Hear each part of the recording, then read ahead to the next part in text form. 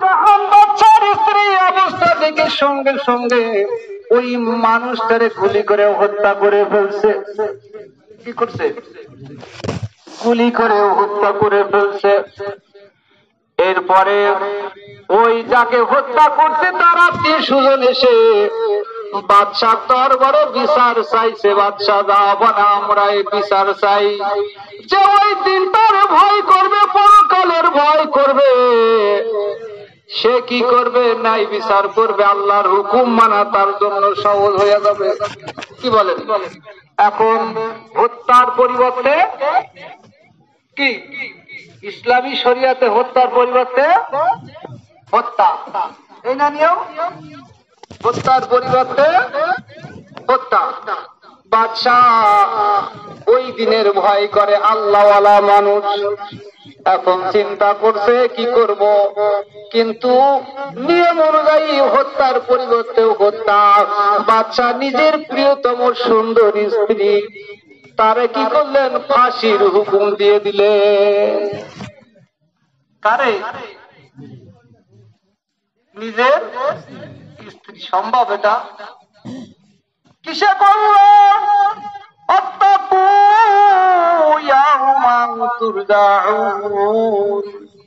তোমরা ওই দিনের ভয় করো যেদিন আমার কাছে তোমাদেরকে দাঁড়ানো লাগবে, সব কাজের হিসেব দেয়া লাগবে। বাচ্চা ফাঁসির হুকুম দিয়ে দিল। সারা ভারতের মধ্যে তোড়পাড় শুরু হয়ে গেল। আপন প্রিয়তম সুন্দরী স্ত্রী কেমনে ফাঁসির হুকুম দিয়ে দিল বাদশাহ। কিন্তু ভয় নাই। নূরজাহান চোখের পানি ছাড়তে ছাড়তে বাদশার সাথে সাক্ষাৎ করলো। যাও না, আমার মহাব্বত ভালোবাসা, আমার এই মহাব্বত ভালোবাসা সবকিছু আপনি কেমনে ভুলে গেলেন বাদশাহ? সম্রাট শাহজাহান জাহাঙ্গীর স্যার বলতেছে, আমার সুন্দরী প্রিয়তম স্ত্রী নূরজাহান রে, আমি তোমার মহাব্বত ভালোবাসাকে ভুলি নাই, আমি তোমার মহাব্বত ভালোবাসাকে ভুলতে পারবো না। ও আমার বিবি রে, আমি ওই পরকালের দিকে খেয়াল করে আমি দুইটা পাল্লা স্থাপন করছি। ও বিবি, একটা পাল্লায় আমি তোমার মহাব্বতকে ওজন দিচ্ছি, আর একটা পাল্লায় আমি আমার আল্লাহর হুকুমকে ওজন দিছি। আমি পরকালে মওলার সামনে দাঁড়াইব, আমার মওলার সামনে দাঁড়াইব। ওই দিন আমি মওলার সামনে কি জবাব দেব? দুইটা পাল্লায় ওজন দিয়া বিবি, যতবার আমি ওজন দিই আমার মাওলার পাল্লা, আমার মাওলার হুকুমের পাল্লা, ওই দিনের পাল্লাটা ভারী হইয়া যায় রে বিবি। ভারতের মধ্যে তোড়পাড় শুরু হয়ে গেল। এই অবস্থা দেখে আসামি পক্ষ যার মারছিল তাদের পক্ষের লোকজন বলল, হুজুর গো, আমরা বিচার পেয়ে গেছি, আমরা বিচার পেয়ে গেছি, আমরা আপনার বিবিকে ক্ষমা করে দিলাম। সুবহানাল্লাহ। আমার বাবাজি ভাইরা, এই আয়াতটা মানুষের জন্য, আল্লাহর হুকুম মানার জন্য যদি অন্তরের মধ্যে এই ভয়টুকু থাকে, এই দুনিয়ার জীবন তো শেষ নয়, এমন একটা পরকালের জীবন আমাদের সামনে রয়ে গেছে, যেদিন মাওলার দরবারে আমাদের উপস্থিত হওয়া লাগবে। এ দিনটা কখন হবে, কিভাবে হবে, কোন সময় হবে এই পরকালের জীবন শুরু? হাদিসের মধ্যে আসছে, মানুষ মরার সাথে সাথে একটা পরকালের জীবন, কিয়ামতের জীবন শুরু হয়ে যায়। মান মাতা ফাকাদ কামাত কিয়ামাতুহু, যে ব্যক্তি মারা যায় ওই দিন থেকেই তার কিয়ামত, পরকালের জীবন শুরু হয়ে যায়। আর একটা পরকালের জীবন, কিয়ামতের জীবন শুরু হবে। ইয়াসআলুনাকা আনিস সাআহ, কুরআনের মধ্যে আসছে, তারা জিজ্ঞেস করছে আল্লাহর নবী সাল্লাল্লাহু আলাইহি সাল্লামের কাছে, ইয়া রাসূলুল্লাহ, ইয়া হাবিবাল্লাহ, কিয়ামত কবে কবে হবে, কখন হবে? আল্লাহর নবী সাল্লাল্লাহু আলাইহি সাল্লাম কিয়ামতের অনেকগুলো আলামত বলছেন। এর মধ্যে সর্বশেষ একটা বড় আলামত হলো পশ্চিম দিক থেকে সূর্য উঠা। কোথা থেকে? পশ্চিম দিক থেকে সূর্য উঠা। আপনারা কয়দিন দেখছেন পশ্চিম দিক থেকে সূর্য উঠছে? একজন হাত দেখাইতে পারবেন? হুজুর আমি একদিন দেখছি এই পর্যন্ত। হ্যাঁ, আছেন কেউ এরকম? হাদিসের মধ্যে আসছে এই সূর্যটা প্রতিদিন পূর্ব দিক থেকে উঠে পশ্চিম দিকে যায়, যায় আল্লাহ পাকের আরশের নিচে সিজদা দেয়। সিজদা দিয়া আল্লাহ রাব্বুল আলামিনের কাছে অনুমতি চাই, ওগো মালিক, সারাদিন তোমার বান্দার কাজে নিয়োজিত ছিলাম গো আল্লাহ, ওগো প্রভু, অনুমতি পেলে আবার আমি পূর্ব দিক থেকে উঠবো।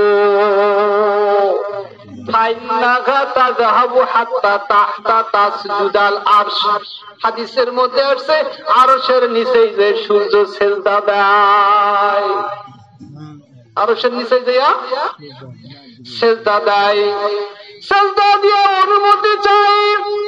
মাওলা পাক বলে, যাও সূর্য যাও, তোমাকে অনুমতি দিলাম, যাও, আবার ওঠো, আবার ডুবো, আবার ওঠো, আবার যাও।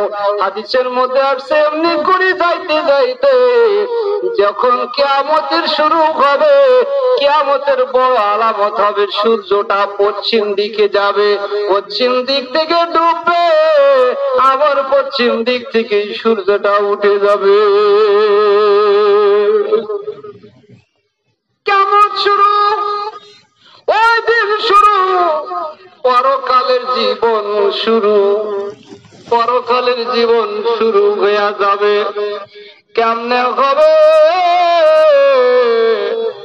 আল্লাহু আকবার, আল্লাহু আকবার। হযরতে ইসরাফিল আলাইহিস সালাতু ওয়াস সালাম সিংহা নিয়ে দাঁড়ায় আছেন। এত বড় সাহাবারা জিজ্ঞেস করছেন, ইয়া রাসূলুল্লাহ, ইয়া হাবিবাল্লাহ, সিংহা কি জিনিস? আল্লাহর নবী, আল্লাহর নবী বলে, শোনো, আসমান জমিনের মতো, এই পৃথিবীর মতো বিশাল একটা বাঁশি, বিশাল একটা নূরের তৈরি সিং। সুবহানাল্লাহ, কত বড় বাঁশি! সারা পৃথিবী জুড়ে এত বড় বাঁশি। এই বাঁশি, এত বড় বাঁশি, সেই ফেরেশতা ধারণ করে আছে আল্লাহ পাকের আরশের দিকে চায়া। ওই ফেরেশতা কত বড়! ওই ফেরেশতা কত বড়! মাওলা পাক কি প্রকৃতির ফেরেশতা বানায় রাখছে, আল্লাহ কল্পনাও করা যায় না। আমার দুনিয়ার যত সৃষ্টি আছে, মালাকুল মউতের হাতের মধ্যে এই সমস্ত সৃষ্টি। কথা পাই না? আজরাইলের হাতের মধ্যে কি সকল সৃষ্টি! এত বড় আজরাইলকে দুনিয়াতে আসা লাগে না। জান কবজের জন্য মালাকুল মউতের হাতের মধ্যে, তাহলে বোঝা যায় হাতটা কত বড়। মালাকুল মউতের হাতটা কত বড়, মালাকুল মউতের পাটা কত বড়। মালাকুল মউত আজরাইলের শরীরটা তাহলে কত বড়। কোন একদিন হযরতে ইব্রাহিম আলাইহিস সালাতু ওয়াস সালাম জিজ্ঞেস করছে, ও আল্লাহ, তোমার মালাকুল মউতকে আমি একটু দেখতে চাই আসল আকৃতিতে। আল্লাহর খলিল কয়, আল্লাহ আমার খলিল, এই দৃশ্য দেখে তুমি থাকতে পারবা না গো। আল্লাহর খলিল অনেক আবদার করছে, পরে মালাকুল মউত তার স্বয়ং আকৃতি দেখায়া দিছে। দেওয়ার সঙ্গে সঙ্গে আল্লাহর খলিল অজ্ঞান হয়ে জমিনে পড়ে গেছে। যখন জ্ঞান ফিরছে,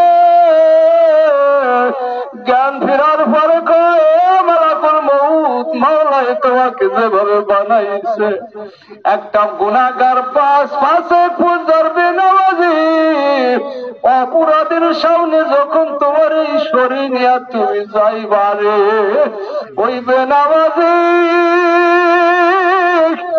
ওই অপরাধী ফাঁসে গুজারে তোমার আকৃতি দেখে তার আযাব অনেকটা হইয়া যাবে। আমার বাবাজি এই বিশাল আকৃতির ইসরাফিল আলাইহিস সালাতু ওয়াস সালামকে যে সিংহা নিয়ে দাঁড়ায় আছে, আল্লাহ রাব্বুল আলামিন তার হুকুম যখন হবে ইসরাফিল আলাইহিস সালাতু ওয়াস সালাম সিংহায় ফু দিবেন।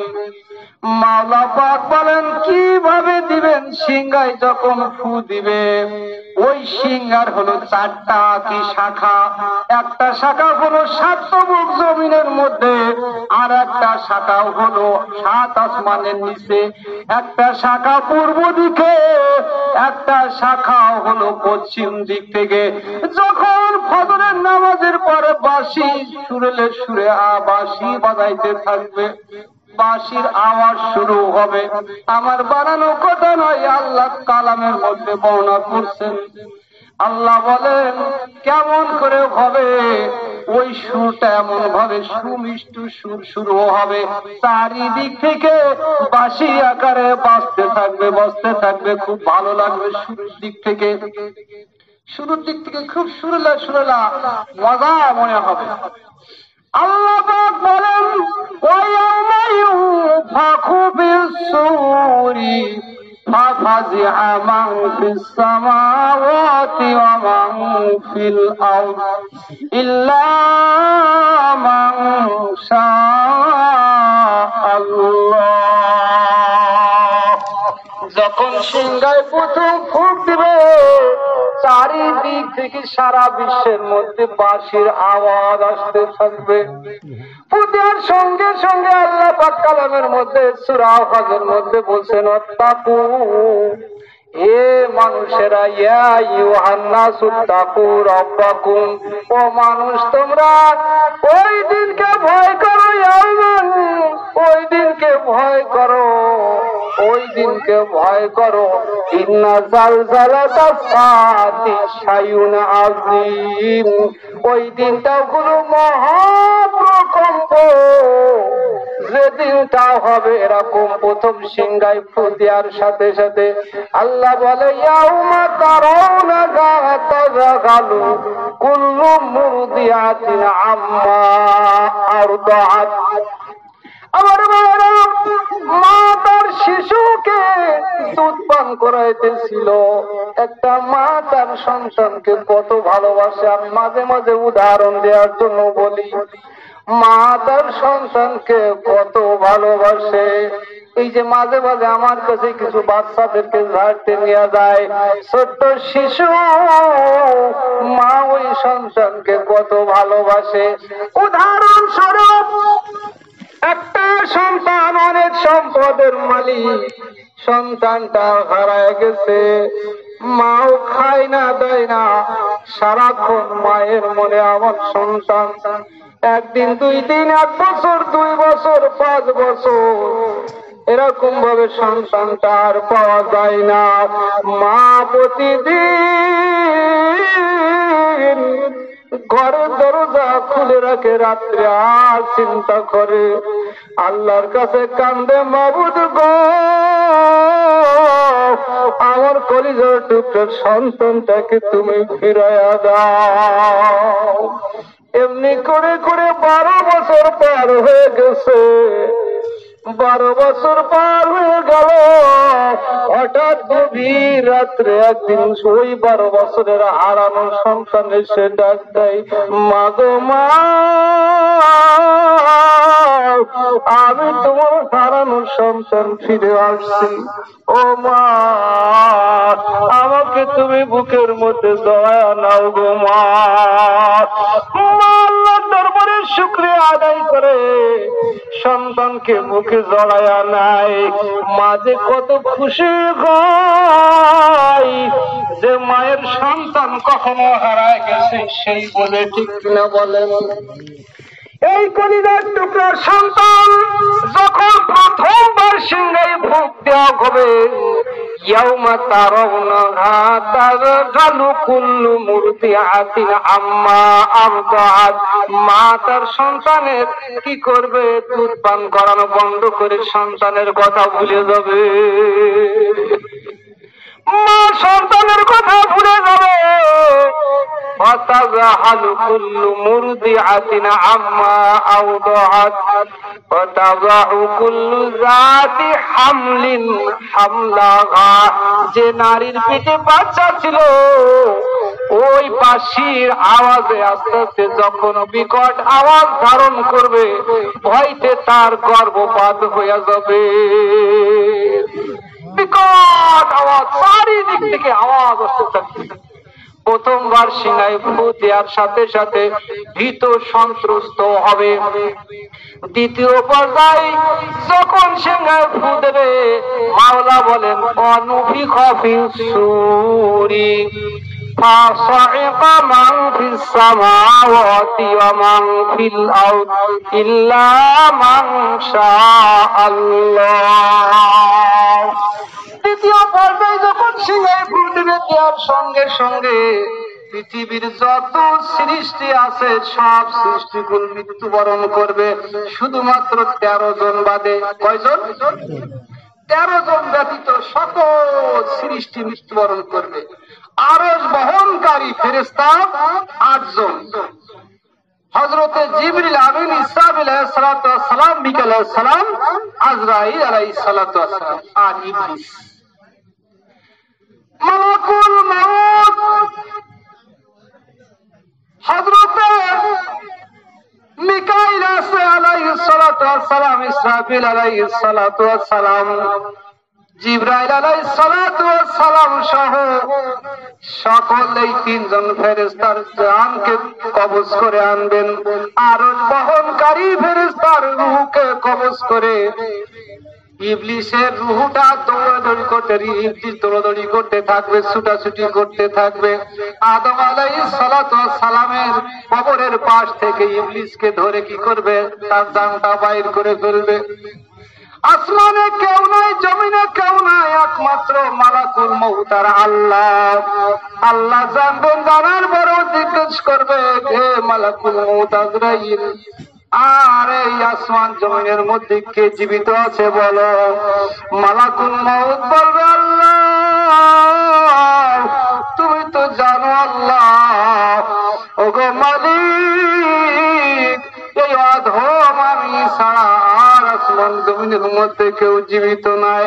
আল্লাহ ডাক দিয়ে বলবেন, ইন্নাকা মাইয়িতুন, তুমিও মরে যাও, তুমিও মরে যাও, তুমিও মরে যাও।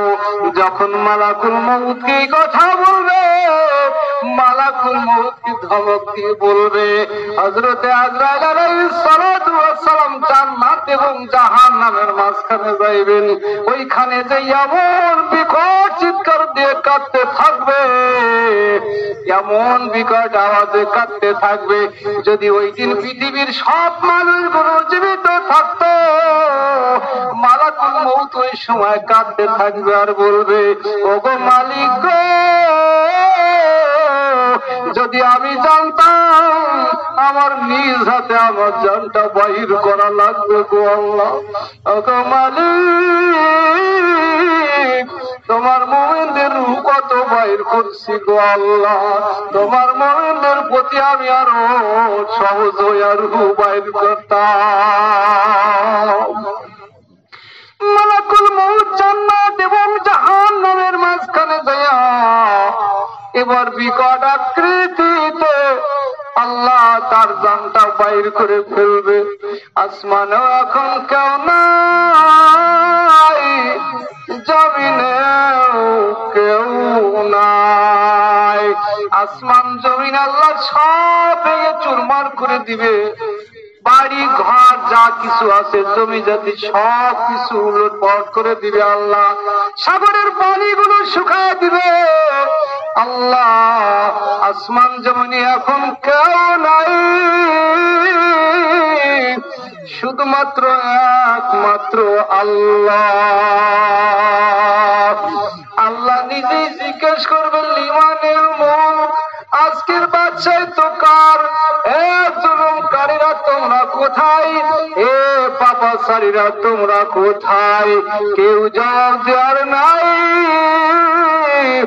আল্লাহ নিজেই বলবেন লিল্লাহিল ওয়াহিদিল কাহ্হার, আমি মহা পরাক্রমশালী আল্লাহ, আজকের ক্ষমতাধর শক্তিশালী। কেউ নাই, কে জবাব দেবে?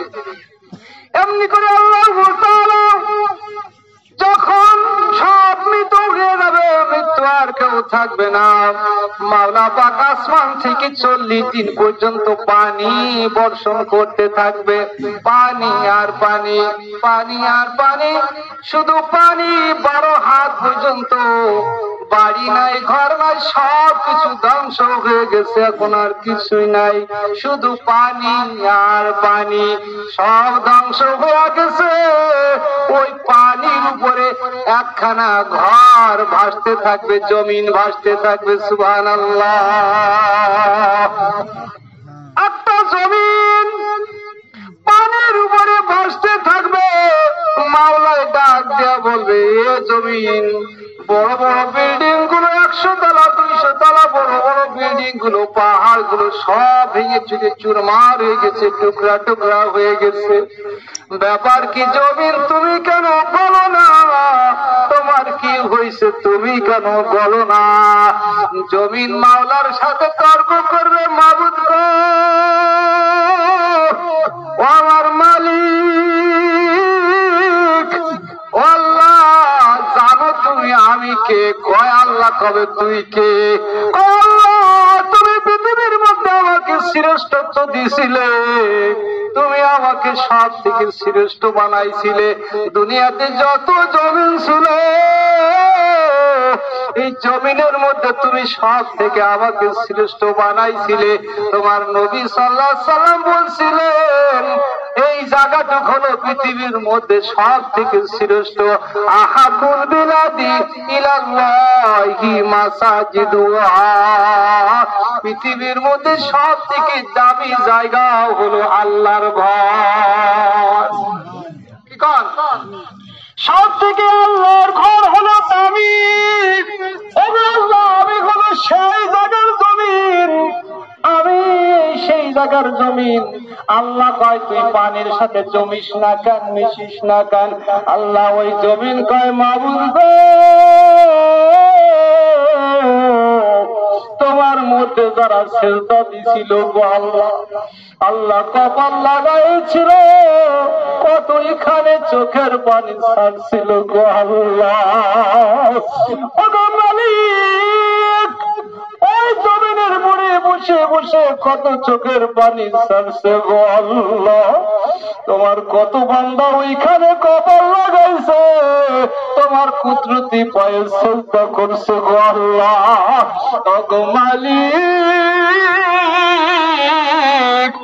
যারা ওই ঘরখানা তৈরি করছিল আল্লাহ, যারা ওখানে সিজদা দিছিল, তোমার সাথে বসে বসে গুনার ভয়ে কাঁদছিল গো আল্লাহ, ওদেরকে জান্নাতে না নিয়া পর্যন্ত আমি জমিন পানির সাথে মিশবো না। বলেন সুবহানাল্লাহ। আমার বাবাজি ভাইরা, সময় মনে হয় সংক্ষিপ্ত আকার হয়ে যাচ্ছে, এখনো সামনের যে আলোচনা কমপক্ষে 1 ঘন্টা সময় লাগবে। আমি এখানে সমাপ্ত করি। যারা ওই সময় ওই জমিন, তাদের জন্য সুসংবাদ হবে, যারা ওই জমিনটুকু এই মসজিদ খানা আবাদ করছে, মসজিদের জন্য সহযোগিতা করছে, আল্লাহর ঘরে সিজদা করছে, মসজিদের কাজে সহযোগিতা করছে, আল্লাহর ঘর তাদেরকে ধরে ধরে জান্নাতে পৌঁছায়া দিবে। এজন্য এই ঘর আল্লাহ বৃথা দেবে না, এই ঘর আপনাকে জান্নাতে পৌঁছায় দিবে, এই ঘর আপনার জান্নাতে নিয়ে যাবে। এই জন্য আল্লাহর ঘর এখানে রয়েছে, মসজিদ খানা ভাঙাও হবে, মসজিদ খানা ভাঙতে হবে। এখানে আল্লাহর ঘরের জন্য আমি সর্বপ্রথম 5 জন লোক চাই, 5 জন লোক চাই। 30,000 টাকা করে নগদ আপনারা দান করবেন, 30,000 টাকা। 5 জন লোক খাস করে তাদের জন্য দোয়া করব। আয় আল্লাহ, 5 জন লোক আমি 30,000 টাকা করে চাই। মালিক গো, তুমি 5 জন লোক তৈরি করে দিও আল্লাহ। ওগো মালিক, 5টা লোক আমি চাই 30,000 টাকা করে। 5টা লোক চাই যারা 30,000 টাকা করে। হুজুর, আমার বাবার জন্য, আমার মায়ের জন্য, আমার দাদার জন্য, দাদির জন্য 5,000 টাকা আমি দেব। আমার মায়েরা, বাবাজিরা মায়ের জন্য